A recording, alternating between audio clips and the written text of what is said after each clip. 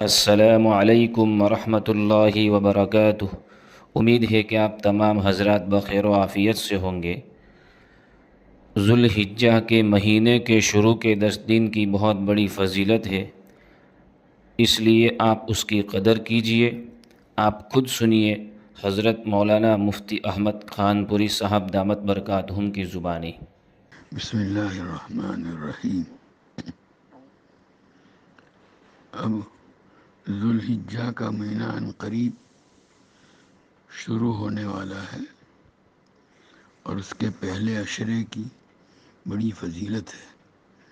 پہلے عشرے کے جو دن ہیں، شروع کے 10 دن سال کے تمام دنوں سے افضل قرار دیے گئے ہیں، اور ان دنوں میں جو عبادت کی جاتی ہے، کوئی بھی کسی بھی طرح کی عبادت کی جائے، وہ اللہ تعالیٰ کو بہت پسند ہے۔ بخاری شریف میں نبی کریم صلی اللہ علیہ وسلم کا ارشاد ہے، حضرت عبداللہ ابن عباس رضی اللہ تعالیٰ عنہ نقل فرماتے ہیں کہ سال کے کسی بھی دن میں اللہ کو نیک عمل اتنا پسند نہیں جتنا ان 10 دنوں میں پسند ہے۔ آپ کوئی بھی نیک عمل کرو، عمل کی بھی تعین نہیں، روزہ رکھو، نماز پڑھو، صدقہ و خیرات کرو، قرآن کی تلاوت کرو، تسبیح پڑھو۔ حتیٰ کہ صحابہ نے پوچھا، یا رسول اللہ، اللہ کے راستے میں جہاد کرنا؟ کیونکہ اللہ کے راستے میں جہاد کرنا بڑا اونچا عمل ہے، کیا ان دنوں میں کوئی آدمی قرآن کی تلاوت کرے گا تو اس کی تلاوت دیگر ایام میں اللہ کے راستے میں کیے گئے جہاد سے بھی بڑھ کر ہے؟ تو آپ صلی اللہ علیہ وسلم نے فرمایا، آپ ان دنوں میں قرآن پڑھیں گے، تسبیح پڑھیں گے تو اس کا ثواب اور دنوں کے جہاد سے بھی بڑھ کر ملے گا۔ البتہ کوئی آدمی اپنی جان اور مال لے کر، یعنی گھوڑا وغیرہ لے کر جہاد میں نکلا اور خود بھی شہید ہو گیا اور اپنے مال کو بھی قربان کر دیا، کچھ واپس لے کر نہیں آیا، اس آدمی کا عمل اتنا اونچا ہے کہ ان دنوں کا کوئی عمل اس کا مقابلہ نہیں کر سکتا۔ بہرحال اس سے معلوم ہوا ان دنوں میں ہر عمل اللہ تعالیٰ کو پسند ہے۔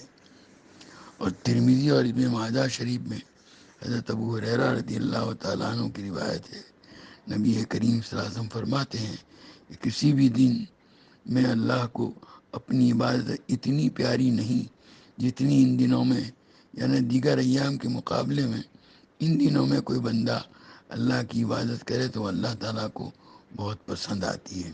پھر فرماتے ہیں کہ ان دنوں میں سے ہر دن کے روزے کا ثواب سال بھر کے روزوں کے برابر ہے، اور ان میں سے 9 دنوں میں روزہ رکھا جا سکتا ہے۔ 10واں دن عید کا ہے، اس میں روزہ نہیں رکھ سکتے، اور ان راتوں میں سے ہر رات کی عبادت کا ثواب شب قدر کی عبادت کے برابر ہے۔ دیکھو، رمضان میں تو ایک شب قدر آتی ہے، اور یہاں اس راتوں میں، ان 10 راتوں میں عبادت کر سکتے ہیں، اور رمضان میں شب قدر کو ڈھونڈنا پڑے گا۔ رمضان میں تو ہم اس کی جستجو میں رہتے ہیں، پتہ نہیں ملی یا نہیں ملی، اور یہاں تو ملنا طے شدہ ہے۔ آپ رات بھر عبادت کریں، آپ کے نام شب قدر کے برابر عبادت کا ثواب لکھ دیا جائے گا۔ کتنی بڑی فضیلت ہے۔ مسند احمد میں حضرت عبداللہ ابن عمر رضی اللہ تعالیٰ عنہ کی روایت ہے کہ نبی کریم صلی اللہ علیہ وسلم نے فرمایا، اللہ تعالیٰ کو سال کے کسی دن میں بھی بندے کی عبادت اتنی عظمت والی اور پیاری نہیں ہے جتنی ان دنوں میں ہے۔ اسی لیے حضور صلی اللہ علیہ وسلم فرماتے ہیں، فاکثروا فیہن التہلیل والتکبیر والتحمید، ان دنوں میں تم لا الہ الا اللہ، اللہ اکبر اور الحمدللہ کثرت سے پڑھو، اور تکبیر تشریق میں یہ کلمات آ جاتے ہیں، اللہ اکبر، لا الہ الا اللہ، اللہ اکبر وللہ الحمد۔ اس میں تحلیل، تکبیر اور تحمید آ گئی تو ان دنوں کے لیے یہ خاص تسبیح حدیث میں آئی ہے، اس کا بھی خاص طور پر اہتمام کرنا چاہیے۔ حضرت بخاری شریف میں ہے کہ حضرت عبداللہ ابن عمر اور حضرت ابو ہریرہ رضی اللہ تعالیٰ عنہم ان 10 دنوں میں گھر سے باہر نکلتے تھے تو زور سے تکبیر پڑھتے تھے، اور ان کی تکبیر کو سن کر لوگ بھی زور سے تکبیر پڑھتے تھے۔